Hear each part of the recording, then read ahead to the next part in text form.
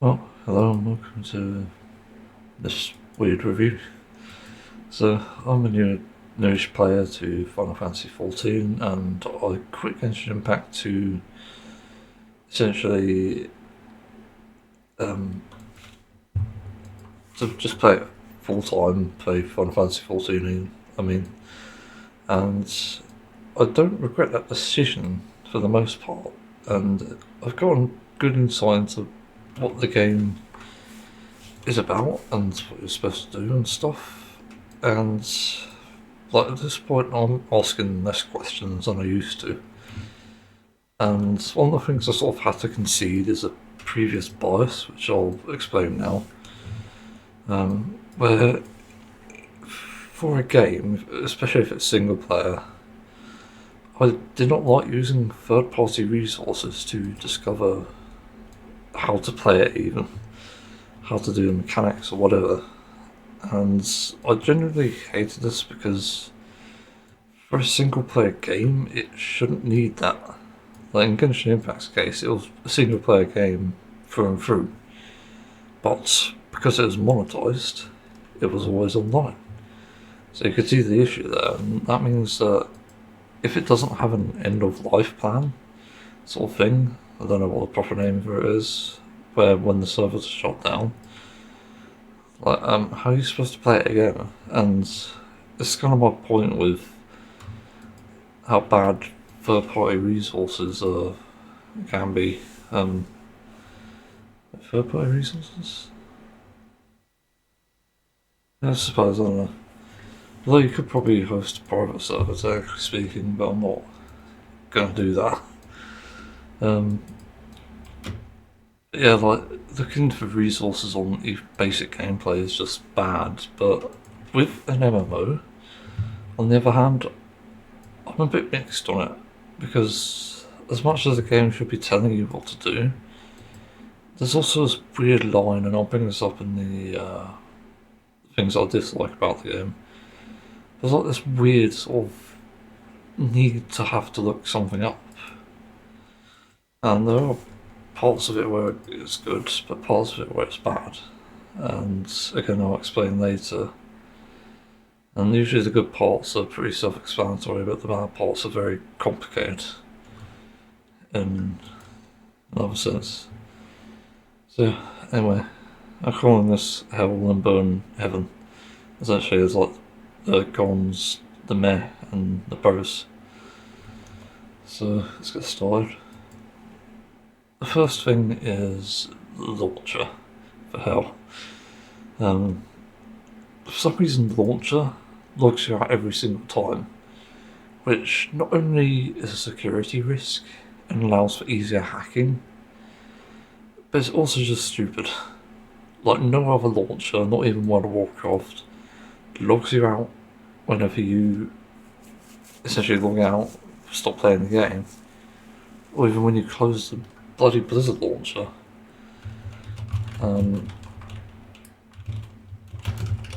And it just makes no sense, and it's led to people installing this thing called XIV launcher, which works okay, but it does seem to change settings for some reason. I don't know why. It seems to forget what you've saved as settings, and yeah, it's just not great.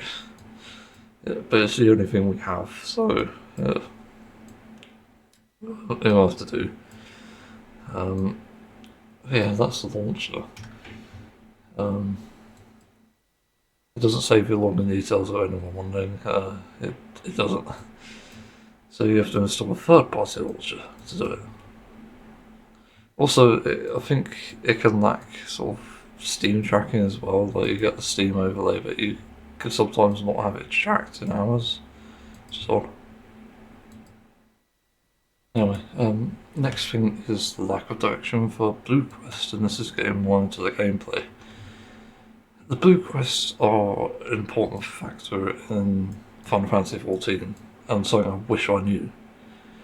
And it wasn't really sort of explained at all by anyone, or even anything in the game.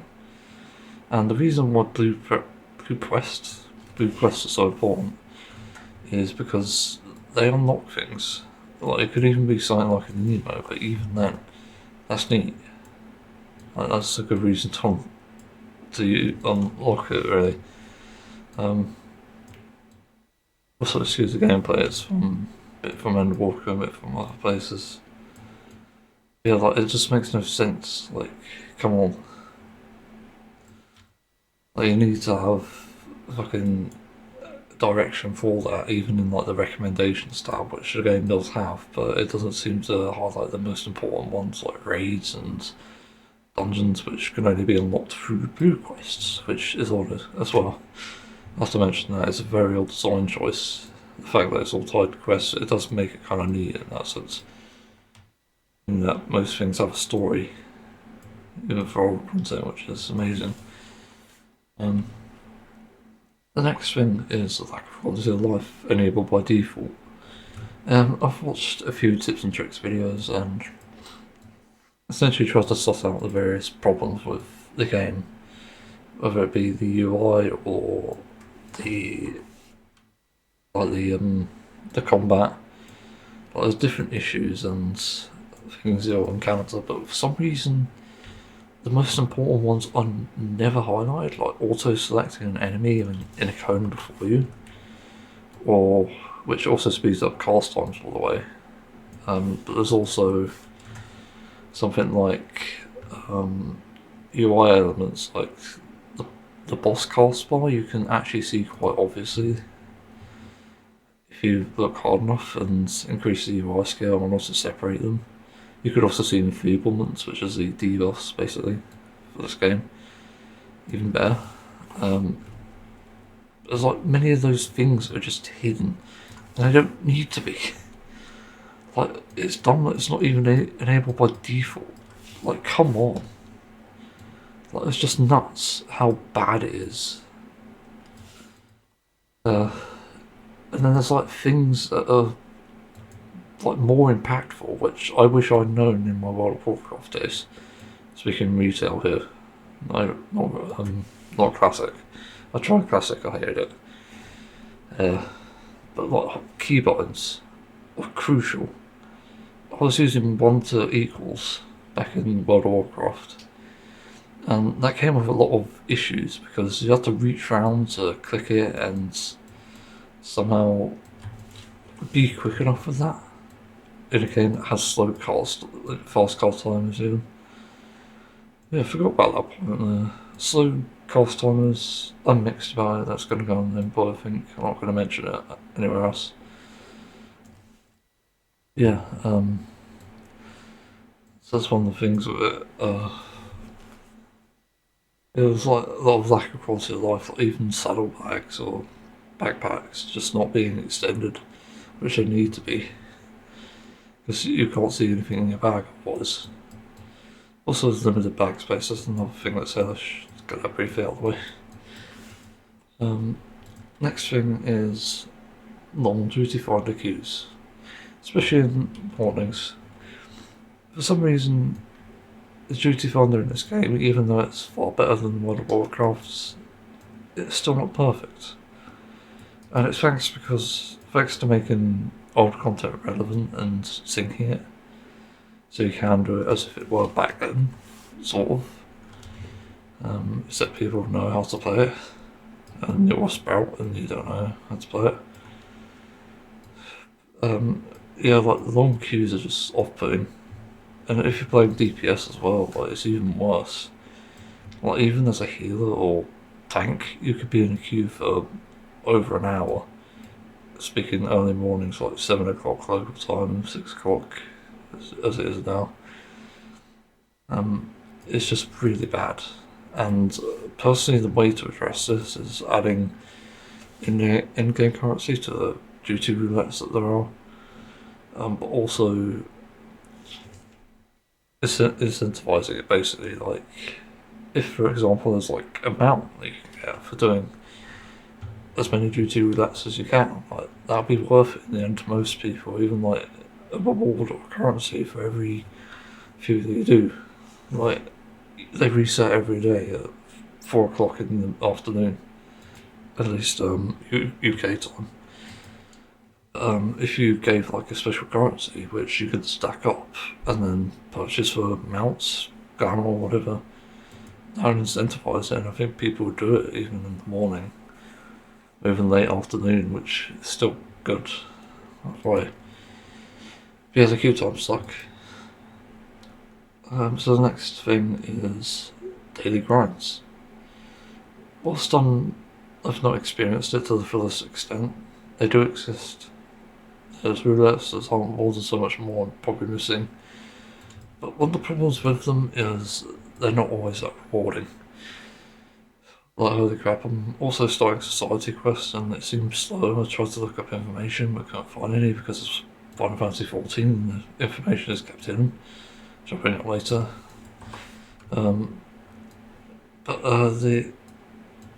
They're taking quite a while to do, and like the hunt requests especially, they just seem to take the longest because not only are you getting fuck all for it, it's just not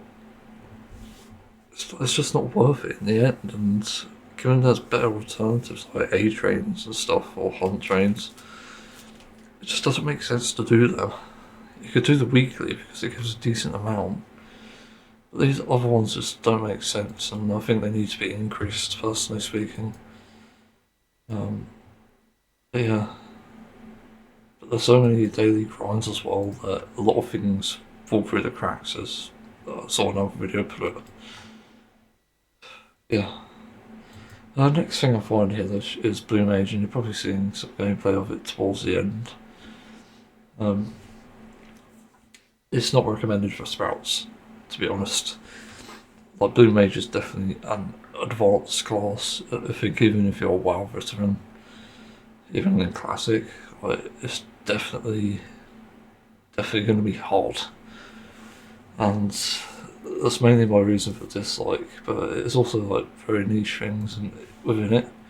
Like, learning spells can be annoying because the acquisition requires either specific scenarios or you like to do like some of the weeklies as well. Like, you need to make a group and stuff. It's a bit stressful, even with the relevant discords and link shells as a sort of group chat thing in game. But that isn't the only place where Blue Mage kind of sucks, because Blue Mage specialises in learning spells from enemies, assuming you're synced, and for some reason you need to be synced. I think that's stupid, myself personally. But you need to learn them, and you also need to get these spells to do even Mask Carnival, which is one of the endgame contents for Blue Mage. Mask Carnival is like a proper test of your skills, and I honestly didn't think I sucked at MMOs, but I did during Mask Carnival, and I didn't enjoy it, to be honest, because so many of the fights were gimmicks. It just took away the fun that it could have been, and it assumed that you knew how to do it and how to read every ability. Like, oh, this enemy's casting, I don't know, Golden Tongue, trying to think of one move that one shots you. You have to interrupt it. Like, sure, I interrupt anyway, but there's some that aren't interruptible and then they're just one shot you, and you're just like, okay, so what am I supposed to do there? Well, there's no indicator, there's nothing. And it turns out it ties into the research thing I said earlier, but you have to look into it and see what other people have done to complete it, basically. And it requires gimmick spells. Like, that's the other thing. Like, some one-shots can only be survivable with a spell called Diamondback, which reduces damage by 90% for 10 seconds, I think, but makes you immobile. It's just so bad. But, like, the one way to address it is difficulty settings. Like, let people play at their own pace. That's like my main problem with games like this, especially MMOs. They don't seem to let you play at your own pace, and if you're new or something, then you're just going to be deadweight, essentially. Players won't say it because it's for the most part a friendly community anyway. But you don't know if you're underperforming or not, because the game not only doesn't tell you, but the players won't tell you. And yeah, like lack of difficulty settings is where that becomes a problem. Even for basic content like dungeons, trolls, and raids. So yeah, and there's also like no ability overview. So like in World of Warcraft, you had this really handy sort of dungeon guide in game. Fucking hate Witcher. There's always have problems. You had the guides and they were helpful. Like it said, like normal, this is a dangerous spell. Heroic, here's a new spell. Mythic, here's the other new spell. To look out for, and it's like, oh, okay. That's one of the very few things I was good about WoW Dungeons and raids and stuff. Although you have to use an add-on to actually beat it, but it's handy to have that. But here you don't have it, and you wonder why people wipe. Like, hello? I'm not even a game director, and even I see this as an issue. And likewise, I don't want spoilers for the fight itself. So it's like, I don't want to do research on this because I want to go in blind and just have a good time trying to figure out things, and I just don't want to see what the boss is like, or even the environment. I want that to be a surprise, essentially. But at least have a guide. I went on a bit of a tangent there. The other dumb thing with Blue Mage is the no, there's a side quest, a drop quest even, locked behind the main story quest for some reason, of the Shadowbringers. This is bad, just plainly, but that's not how you design it, and also, they're locked behind the Mars card hall. Can you guess what stage? The boss stages. Like, I shouldn't need to explain why that's bad, it just is. Next problem is Wondrous Tales, and I only recently got into this. But apparently there's only a 1% chance to get 3 lines with 9 tiles. So it's a 4x4 square, you complete content to fill them up essentially. And luckily it does ask us to do like extreme content from Heaven's Ward to Realm Reborn, which is handy. Because you can get the mounts in the process, assuming you can kill the Heaven's Ward ones. For some reason they have lots of health, I don't know why. But yeah, if you kill them a few times, then you're bound to get a mount, essentially. Which, if you get all of them, you get another special mount, which is great. There is one bit of content tying them together, and that is Wondrous Tales. And the interesting thing with Wondrous Tales is it allows you to buy certain things from a vendor, where there's like one of 2 ways to buy these things, which is actually a good thing about the game. I forgot to mention that. Some things can be done with an alternative method, and it's better to do the alternative in this case, which apparently is faux hollows, but I've not unlocked that yet.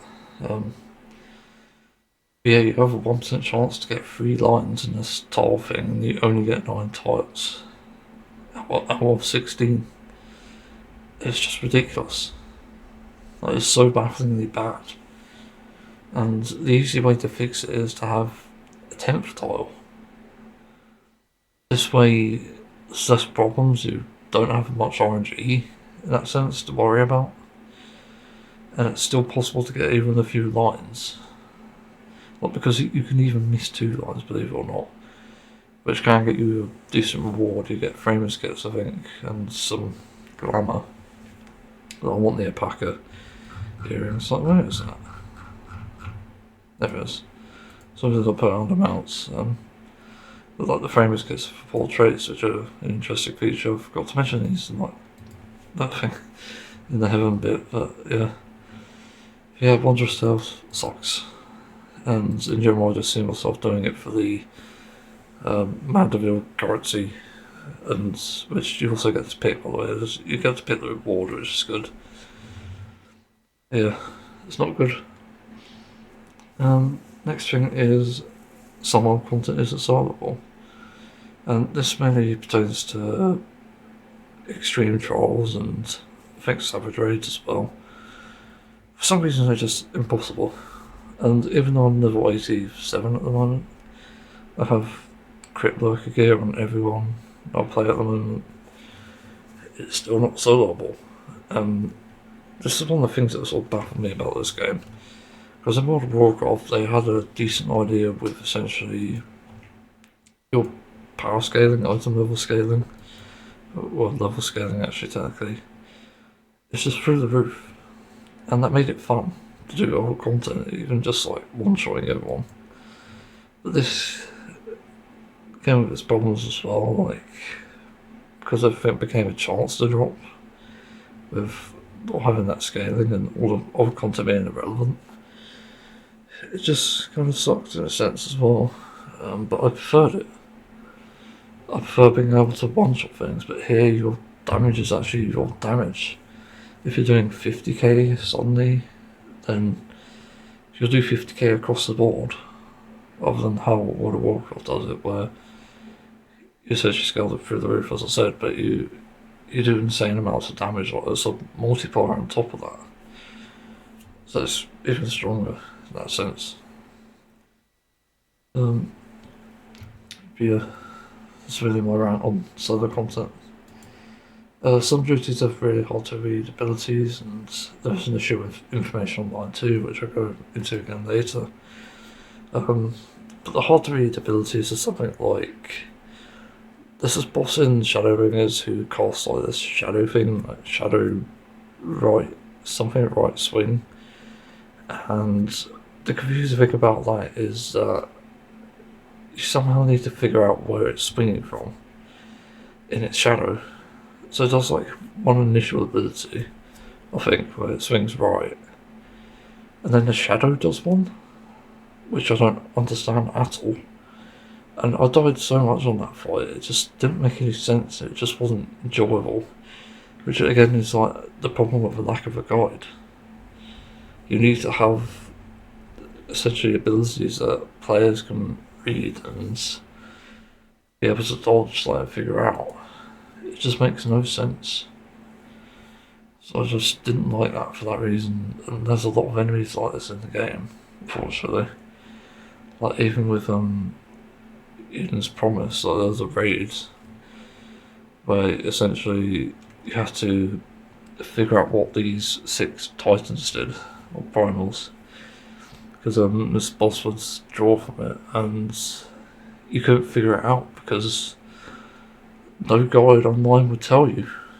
And it took me like a good 30 minutes to find something that actually worked. And it's by a fucking article. They had the simplification of the titles, and it turns out 2 of the 6 titans are a red herring. So it's just like, okay. Why the fuck can any other guy tell me this? It's just so bad. God. And the next thing that's hellish is how they charge for basic services like name changes and server transfers. And some mounts apparently only being obtainable through them. Which is sort of, I haven't done much research into that bit though. But the other 2 I have some experience with anyway from like World of Warcraft. And I don't like it, simply put. It's not something you should really put a price on. Because sometimes you do need to change, regardless. For example, your in-game character could for some reason be based on like a persona or something, or some sort of fictional character, and then it turns out someone's being naughty and you've got to change it. So yeah, like, there's reasons for changing it, and I don't want to be having to pay for it. I've felt the same way. Like I started with my channel name, and then I swapped to Tails, and then I swapped to Mr. Raider, and I sort of gave up the sort of in-game character nicknames because they don't really stand the test of time. And in the case of what's Sonic, other than outgrowing it, it's just that it just isn't good to me anymore. And it's sort of been ruined by various factors. So I hate that they charge for that. It's annoying. The next thing is the lack of DPS meters. Whilst I was open to the idea of not having these on, after having had much experience of that in WoW, I gotta say, in Final Fantasy XIV it sucks. And I can't tell if I'm a deadweight or not, and it feels horrible when you're just trotting through a boss HPO and need to not know who's responsible. So not only can't you help yourself, you can't really help others. So it just becomes this sort of game of guessing who's the deadweight. And given some bosses go down in like seconds, it doesn't make sense. When other times they go down in minutes, and I've experienced this before, like in Heaven's Ward there's a dungeon sort of linked to Azizar. And for some reason I remember going through this a few times as like a tanker site and doing decent damage anyway. I think we got the bosses down in like minutes at a time, so that final boss, which is annoying. But one time the bosses went down in like 30 seconds. I'm not joking. Somehow someone pulled it off, and I don't know how. And that's sort of the reason why we need a DPS meter, because also in WoW you can also track the abilities they're using, which would also help detect cheating. So, yeah. So I wish there was someone in this game.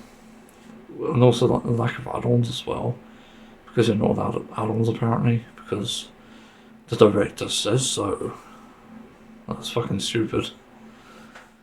People have add-ons because either add something to the game that's currently missing, hence the add-on, or it fixes a problem. Like World of Warcraft UI problem. It was always bad. And people could fix it with the use of add-ons, and I think they actually fixed it eventually. It was like by the time I quit the game. Yeah. So the next portion is Limbo. And this is really like the in-between. It's like where you're not sure how you feel about it. It's mixed, essentially.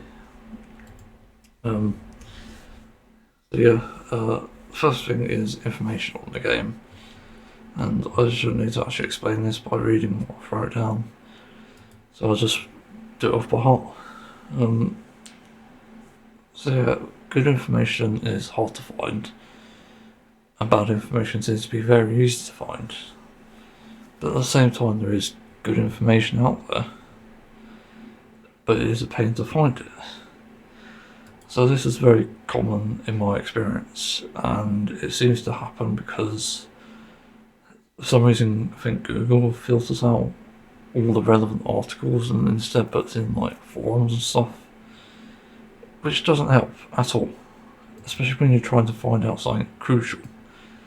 Like, to level up a chocobo, which I had, because it's like a quality of life companion thing you can have, I did a lot of digging, and it took me hours to find out why I couldn't unlock this quest, because it said I needed to be part of a free company and have a housing estate, and I was thinking like, would also be on my home server. It was telling me many things, and the game wouldn't tell me why that was. Like, what had I unlocked and what hadn't I? How did I know I was on my own home server? So I did like tons of research. I couldn't even find out the home server. Like, nowhere told you how to figure it out. It's just like, this is baffling. This is a new low for game information. And I've never even got this in like Genshin Impact, for example, which I think had probably less monthly players, but even then, it's just baffling. And I did so much research trying to figure out what was going on. Eventually, I discovered the name of a housing estate, or a plot essentially, and I went through like the relevant thing, the sources like FFXIV, which is the only good one as far as I know. It also database sucks. Doesn't show you screenshots either, neither do. Just annoying. There's very few screenshots on Wiki, I mean. I did some digging, and it turns out there's a quest you have to pick up. Okay. I did that, and it unlocked it. Like, oh. So it was like easy, I didn't need to even ask anyone, which I did because I was stuck. And yeah, like you're essentially punished because you can't find out information about the game which should be there. And it is there, but it's just not showing up. What the fuck is this about? And this is why I say you need to have in-game guides. Like even World of Warcraft, even though it didn't have all the information you needed, they referred to a source. And that source was fucking Wowhead. And that was like the only source we had for figuring these things out. So, in order to do it, that's how you do it. It'll tell you all you need to know, like where it drops, how it drops, whatever. And that was it. But here it's like you need to do a quest chain, you need to somehow find out where this very niche thing is. It's just so bad, like I've forgotten the name of the fight. I think it's Eden's Promised Eternity. It's a Shadowrun is one bit spoilery technically. But this is the one I was talking about earlier with the article that I couldn't find any guide for the boss mechanics with the Titans. But that took me like a good 30 minutes to track down because me and my group were failing the mechanics, which were very hard to read, and because you only had like a second to react, like a split second, it made it even more difficult. This is what I mean by bad difficulty scaling.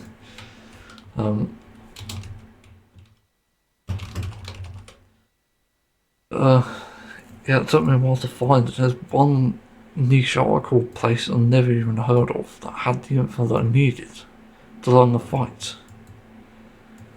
And it just baffles me, like, how is this even a thing? Why is the information so hard to find? It just doesn't make sense. And, like, it just leads me to disliking this aspect of the game. Yeah, like, no matter how much research you do, it can sometimes amount to nothing. Like if you want, like, fishing, like this is another one. There's plenty of guides on it online, but one thing they do not tell you at all, or perhaps two things, is one, how you start fishing to begin with, and two, where you buy the bait. It's like, it's so bad, and I can even give you like a 5-second guide here. You buy bait from Dragon Rollers, and then you fish by putting the bait on the hook, obviously, and then casting a line. And then really, it's self-explanatory. But they don't mention that. There's like obvious things that are not so obvious to some people, like me included, have learning difficulties. It's just not there.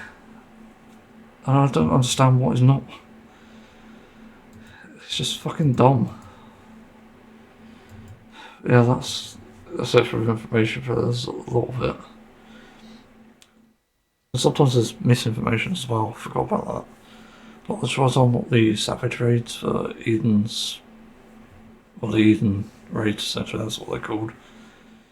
And it told me to go to the special area they made for it called the Empty. And I went there, and there was no quest. So I was like, okay, well, this is not the correct information, apparently. And it turns out you have to pick it up in the city. The one like the Aetherite one, I forgot what it's called. It's like the first place you encounter in that area before the Empty. And it turns out there's a guy giving it. So it's not even right on the wiki. And it just baffles me. But it's so badly designed. Yeah, that's it for information though. So the next thing is Glamour. And this is basically the game's transmog system, for anyone familiar with that. And it's good, but it can also have its bad points, bad sides. I'm very mixed on it. And the reason is because it's not as flashy as like World of Warcraft, for example, but it can be good as well because it has detail, and in the case of relic weapons, there seems to be like very nice ones there. Yeah, it just varies really. But like, I think this will be a point contention for most people because there's also like a lack of things like customization as well. Even though you've got character customization, that's really good. There's parts of it that I don't like, and there's like with jobs and stuff. In World of Warcraft, you could get some sort of totem thing off the marketplace or whatever it's called, and you cast it, and it changes your like abilities. Like for Warlock, it changes your fire ability to, I think, green flames, which is cool. You don't have anything like that in this game, as far as I know. So yeah, that kind of sucks. Like glamour wise, it's not as good as World of Warcraft, in my opinion. So yeah, it would just be a niche thing. Next thing is community. While I regard World of Warcraft in the lowest of standards for what a community should be, Final Fantasy XIV, I was told, would be good, and I strongly disagree. It's mixed at best, but similar at worst. That's how I describe it. There are kind of players, and there are informative players too, without coming across as toxic, but you also have the opposite of that as well. It reminds me of the TF2 community actually, weird enough.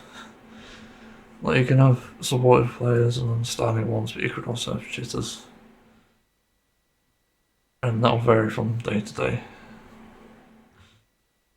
Yeah, that's really what I have on that. It's just a very mixed community in my opinion. Also, like people will downvote your posts if you say something wrong. Like there seems to be like active witch hunts for something, and if you're a new player, people just don't like you for some reason, and it's weird because there's a system in place that shows that you're a new player, but then the game goes to tell you things, and so too does the community at times. It's just like, right. So it's just another World of Warcraft in some sense. So finally we get onto the good parts. I generally think these are heavily good at least. The first thing is class design. So far I love the classes I played so far. I played 6, I played Blue Mage, Paladin, Summoner, Scholar, Viper and Pictomancer. And they're all reasonably fun. I started with Paladin, went up to Summoner and Scholar, and then finally Viper and Pictomancer. Blue Mage happened to give me a sort of dream job online, a dream class even, which I wanted in World of Warcraft initially, which is a medic based tank. Like finally, someone did it. I was quite happy to see that, but it isn't executed too well in that sense. It has its own issues. Yeah, like class design is fun, and I think my favourite so far. It's probably going to be, I'd say Pixomancer and Paladin. They're very satisfying to play. They've got interesting abilities like tank. You can also cast like a damage mitigation on your allies, which I hadn't seen before, I don't think.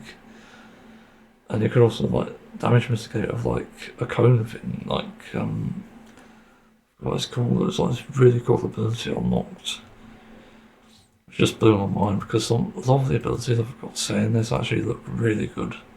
They're really well animated, and compared to World of Warcraft, like it doesn't have shit on it.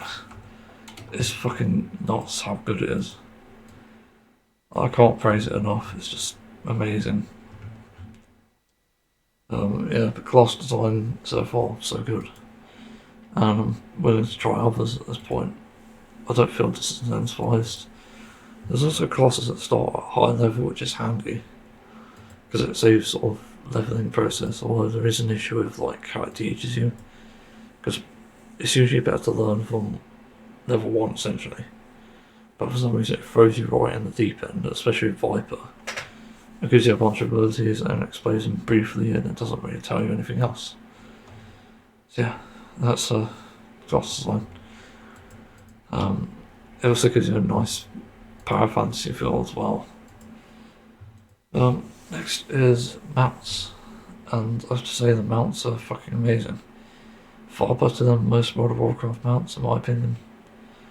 And my favourite that I hope to get one day, other than the Carbuncles one, the Storm mounts, is a Landorf, which is a Shadowbringer mount. And you get that from doing all the extreme trials, and it's basically a mecha dragon. I hope to get it one day because I actually don't have it at the moment.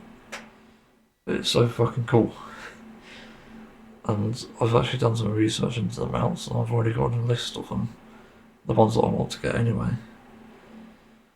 Yeah, like mount design is pretty good. You even get silly ones like Gorilla, and I also forgot to say this.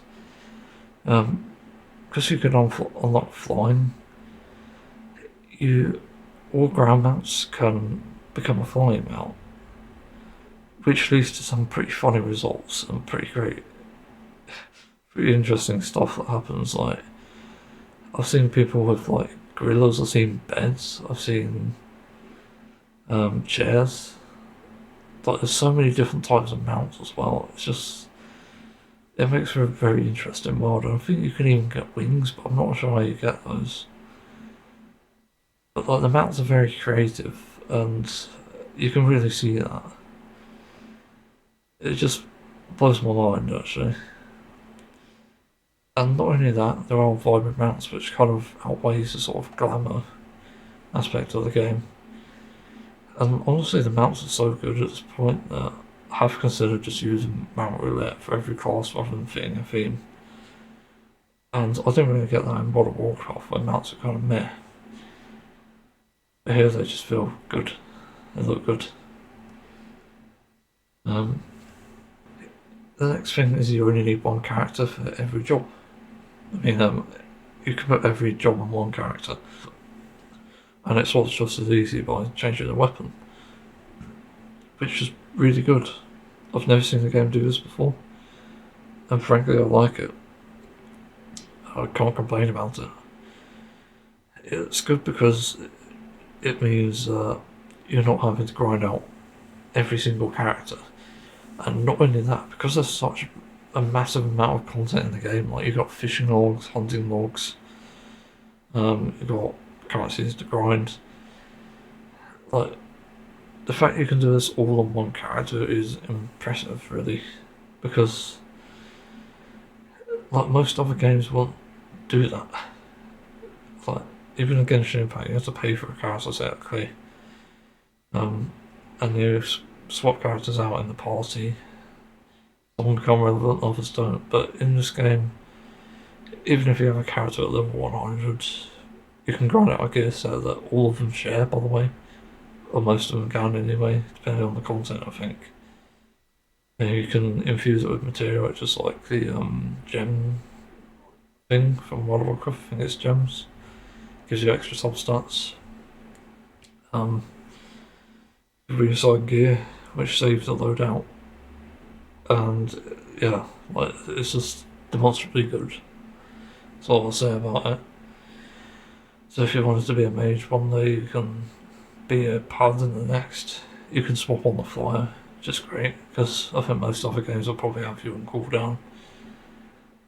It's just great. Next thing is dungeons and raids and troubles. They're often very aesthetically pleasing, as well as mechanically interesting, and they get progressively harder, which is also sort of a bad thing, but for learning it can be a good thing, because it can teach you other things about other mechanics, which it definitely has in my case. You know, like trials is like these arrow things, which are for some reason only introduced in like Shadowbringers, I think. I don't remember any from Stormblood, but it's like these arrow things, and it's not the sort of push away thing, it's rather they're going in a single direction or multiple, even like zigzagging. And the way to do like the zigzag one is you go to where the boss, like stand near where the boss first started with that, and then you follow into the sides, like I think of the ruby weapon, I think, at the moment. And that's how you avoid the damage. It's like, that's clever. I definitely like mechanics like that, and there's even like a boss in like an alliance raid, Diablos, who has this like weird AoE stack but eye petrification thing, where you have to look away, and it's cast on a player, and it's like, holy shit, that's really cool. So not only do you have to stack, but you also have to look away from your teammate. It's really interesting mechanics like that, and this is just like a normal raid. It's not a hard thing to do either. It sounds complicated, but it isn't. And like most things are like, I think it's called choreographed, can't remember the name, but things are shown. If the boss is going to fire in a cone, it will fire a cone on the ground that you can see. Except for niche cases like the Eden's raid I mentioned earlier, where it's only there for a split seconds. Also, that boss stalls it. That's the other thing that got me. That, yeah, like everything you've learnt can literally be tipped on its head in good ways and bad ways, and I kind of like it anyway. It does keep things fresh for the most part, and I've learnt now that also you have to pay attention to your environment as well. That was most noticeable in the Alliance raid you just saw. But actually I was lagging, and that's why I died a few times, I remember now. But there's like things in the environment you need to pay attention to. And you get like this bullet hell bit with having to match the colours, like black to black and white to white. It's just nuts. I like things like that because it's a new sort of challenge. And it's actually one of the few challenges I actually enjoy, even though I hate them. It's just interesting. And you do seem to get better at it with time. Anyway, the next thing is about the casual experience, because I'm mostly a casual player. I have to say, for a casual experience, it's good for the most part, especially if another team can carry you. Yeah, like I did even like the Alexander race, and even though you get stupid one shots here and there, it still can be interesting and enjoyable in that sense. And it's like a casual experience, like even if you're just dead most of the time, I think you can still to an extent enjoy it because you get to see what players do, you see them do the mechanics. And it's also not the end of the world, like, that's the other thing, like most classes have a resurrection spell, or the classes anyway. I'm not sure about melee at range, I don't think they do, or even tank. But the fact you can resurrect someone is interesting, especially during the fight. Like one of the things that made World of Warcraft suck is every time you died, it meant you were dead forever. I think you only got one free revive for 10 minutes. Like that's it. But here it's like, it costs 1,500 MP, take it or leave it. But you respawn with like a detriment, which kind of sucks for like a minute or two. Like 25%, 50% and 75% stat decrease. I think 50% really is like the end really, because it's just doing nothing, but even then it's still better than nothing. Yeah, it can be a good casual experience. But also like, you can insta cast revives with swift cast. The next thing is lots of buttons, far more than World of Warcraft. And there's probably more that I don't even know about. But yeah, like you can almost make anything a button. You can probably see on my HUD I've got like the class icons in the grey. The compass next to it is for ether currents which you need to unlock flying, I think, or mount speed anyway. And below there's the ether current tracker. Then you've got like emotes, Chocobo. There's a lot there. and then on the right there's like party related stuff, and also accessories underneath randomly. And in the middle, I've obviously got my class spells. Yeah, there's plenty of buttons that do different things, and really it takes time to get used to just knowing what they do and what to use them for. But it's all there, and it's pretty good. And the next thing is the sheer dedication of players, and admittedly I'm not that educated on this, but there's good players out there. There's some that are really generous actually. I'm thinking of like Blue Academy, Discord, and for Loop, which I'm in at the moment, and they do different things. Blue Academy is for Blue Mages, and they'll help you with spell learning and weekly logs and stuff. It's a good place to advertise that even.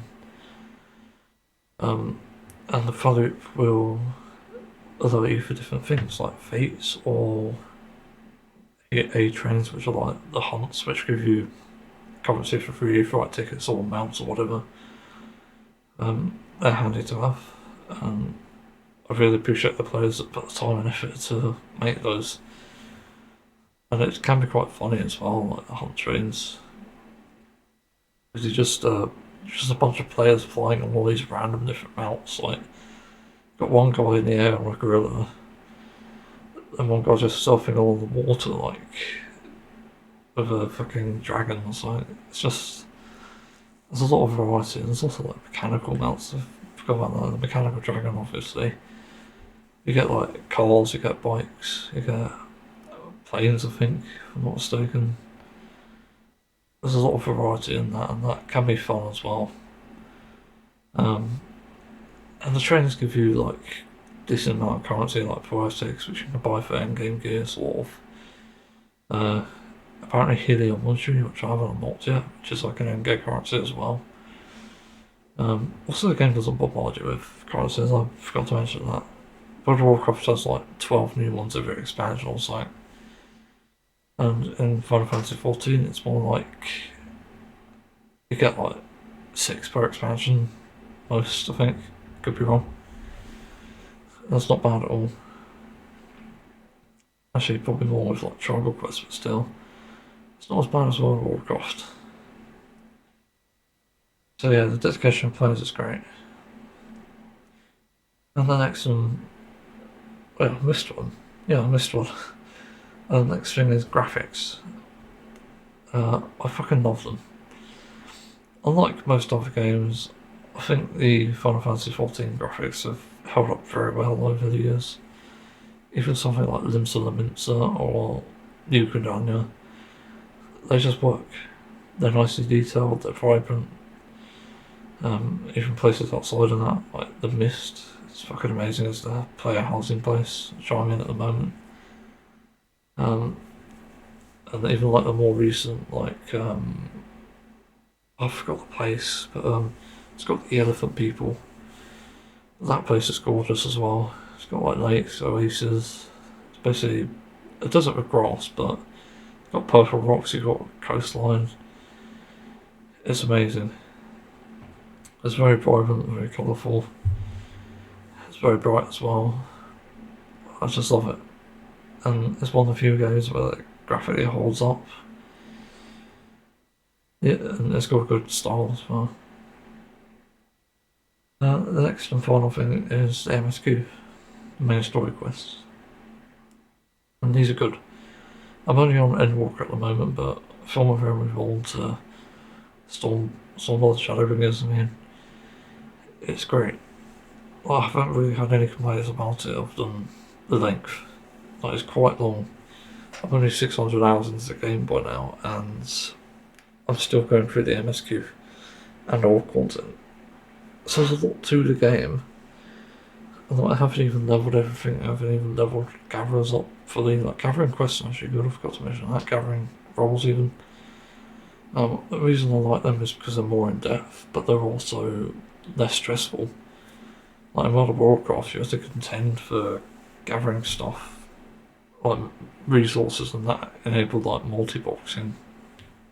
In Final Fantasy XIV, You pick up a gatherer role, you go to a location of your choice, and you just grind the same 4 deposits at a time. And also someone said a really useful tip, which is to put down way markers, which I think you do with control them, but you put them on the deposits and then you just follow those around. But yeah, gathering's much better, and I think even mobs drop a reasonable amount of resources too. I remember just randomly turning on Blue Mage and doing Dragon's Voice, and I just randomly got like 16 or so mob drops, because I just let that off and killed about 10 mobs at the same time. It's just nuts. Yeah, you can do things like that. Back on the MSQ, it's very fun, very interesting as well sometimes. There's plenty of lore to figure out and plenty of theories you can have going around as well.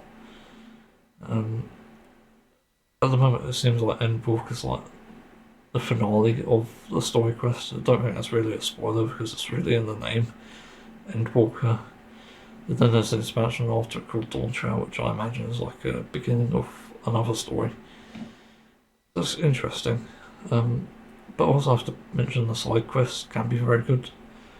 Like some blue quests are great for like the raids and trials, and there's also the Mandeville questline or Hildebrand, whatever you call it. I think for Hildebrand, I think that makes more sense because Mandeville's already sort of a thing in the game with like the Golden Saucer. But the Hildebrand questline I've only done around all so far. It's really fun. I had so much fun playing through that, and it's so good that I've actually put off playing it because I need it for a bad day. Simply put. Because I know it's just going to be fun, it's going to be funny, it's going to have some interesting moments as well. Oh shit, from like the fucking card throw to the fucking green chicken, it's just, oh, it's chaotic in the best way possible. And I really hope those don't end in Dawntrail or something. I think there's one in Endwalker and that's it. But holy shit. It's such a good questline. Also, like, it's well animated as well. I just forgot to mention that. But in Modern Warcraft, they won't dare. In Genshin Impact, they won't dare. But in Final Fantasy XIV, it's well animated. All the combat's rendered in game. Like, all the cutscenes are, I think. And it's just so good. Like, I can't really complain about it. But yeah, like that's my sort of brief review, even though it's an hour long, of like the pros, cons, and whatever of World of Warcraft. I'm always in love with World of Warcraft, Final Fantasy 14. But yeah, like it's a hell of an experience, and it has its good and bad moments. But I think even if you're new or not to MMOs, I think you'll still have a good time to an extent. And I think one of the things that's really important to say, which nobody told me when starting this, is expect to die, expect to cry. Essentially, because there are moments like that in the game. And I wish I knew that sooner because I would have felt less bad. Like, even like the Alliance raid that you probably saw, like, I died quite a few times in that. And nobody really complains, but I don't know whether that's like trying to hold in rage or whatever, but who knows. Yeah, like in terms of like an MMO, I think it's probably better than most out there, from what I know anyway, of like Joss Drive Phase, playing stuff, playing crappy MMOs. I definitely put World of Warcraft in the category of crappy. Just for the reason of like FOMO and stuff, which sucks. And unfortunately, Final Fantasy 14 does have some FOMO with like seasonal events. I think changing every time, and I think some mounts are removed from the game and glamour probably. Yeah, it's good, and I can recommend it. So, yeah, thanks for watching. See everyone another time.